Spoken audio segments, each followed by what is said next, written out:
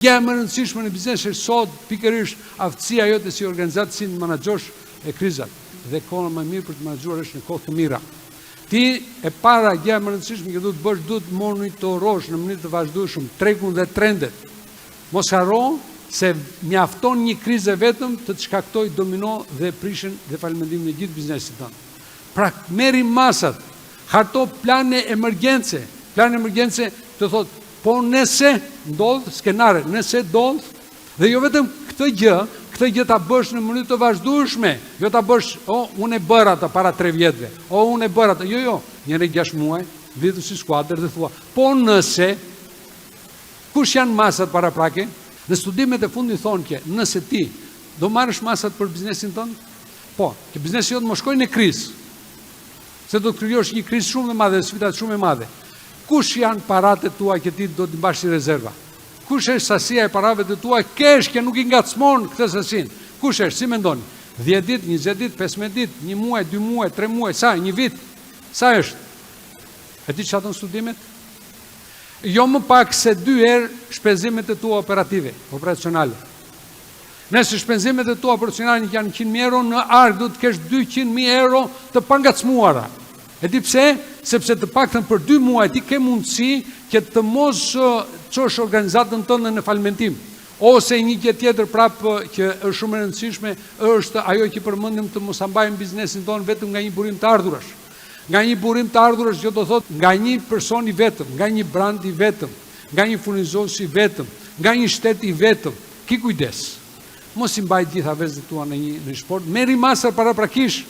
Kujdesu për njerëzit e tu, ndërtoje kulturën të tillë që njerëzit çfarë do që të ndodhi të vitë ndihmojnë. Në moment të sfidash, krizash, ata të vitë ndihmojnë sepse dinë se ti je korrekt, je mirë, je personi i cili je profesionist dhe do të ndihmojnë ata. Krijo marrëdhënie të forta me partnerët e tu, krijo rrjetëzime të forta me komunitetin tënd, me bankat, pavarësisht se mund të jetë krizë, prapë ata mund ndihmojnë. Por ama ki kujdes. Ka raste që ti si biznes krijon marrëdhënie me bankat të gabuara. Marrëdhënie të gabuara me bankat, di kush janë? Nëse ti merr një kredi 1 milion euro dhe atë kredinë ke një vjeçare me risk shumë të madh. Keni kujdes kur i bëni kalkulimet, kur shkoni mini kredi, se ai 1 milion si sa i të duhet ty, në moment që duhet ai thot banka s'të jap punë dot, sepse banka ka marrë informacionin se ti je ke pasur disa probleme, je në disa sfida. Edhe s'të jep, të le pa ujë, je peshku pa ujë pastaj. Pra ki kujdes, marrëdhënien se si të ndërtosh me njerëzit e tu, me partnerët e tu, me supplierët e tu, me bankat. Ki kujdes të ndërtosh mentalitetin e inovacionit dhe të jesh fleksibël. Organizata jote të përshtatet shpejt ndaj ndryshimeve. Këto janë armë shumë të forta. Duhet të jesh në gjendje të ridizajnosh modelin e biznesit tënd, të ndryshosh direkt të strategjinë, të nxjerrësh diçka të re, të shikosh sepse në momentet e caktuara, në momentin e krizave, në momentin e ndryshimeve të mëdha fillojnë dhe kërkesa të ndryshme. Atëre aje i Zotit ti që të përshtatesh me një kërkesë të re, me një nevojë të re që ka dalë nga tregu. Një gjë dua të them, pasiguria dhe ndryshimi janë të pashmangshme. Por ajo që dua t'ju them është kjo.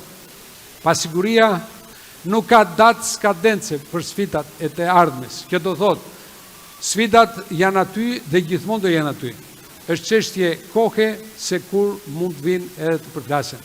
Mundësia e dur është një nga arsyet si mund të menaxhojmë sot biznesin.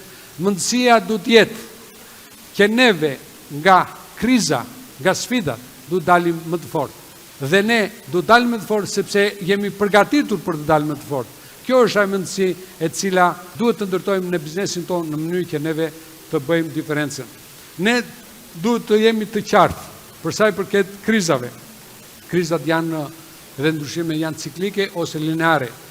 Ndryshimi apo krizat ciklike çfarë do thotë? Që në qoftë se një krizë ka ndodhur dikur, do ndodhi prapë.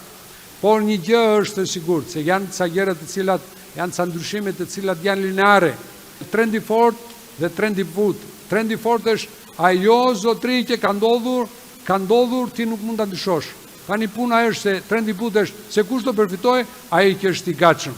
Në mënyrë të shkurtuar do thoshim si të përballemi me krizat. me krizat, gjëja e parë që duhet kemi në mendje dhe mos e harrojmë asnjëherë, duhet jemi të përgatitur. Duhet kemi atë planin e parapërgatitjes. Çfarë ndodh nëse? Kjo është gjëra e parë. E dyta është duhet kemi strategji, Ken Azuri, kush është strategjia e daljes. Tjetra është duhet kemi mundësinë e mundësive. Pra është shumë e rëndësishme që neve duhet dim që sfidat dorëzohen nëse neve nuk dorëzohemi.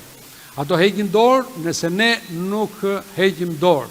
Pra është shumë e rëndësishme, është ta kuptojmë, sfidat janë aty, do jenë atje dhe mendësia jonë a është e dura apo jo. Sepse është vërtetuar që gjërat më të mëdha, më të mira janë në kohën e vështirësive, sepse në sfida dhe në kriza një pjesë e kompanive nuk janë të gatshme të mbijetojnë, falimentojnë, atëre tregun e merr kush e merr? E merr ai që është më i përgatitur. E ka ndërtuar sistemin, e ka ndërtuar kompaninë që kompania të rezistojë sfidave dhe krizave.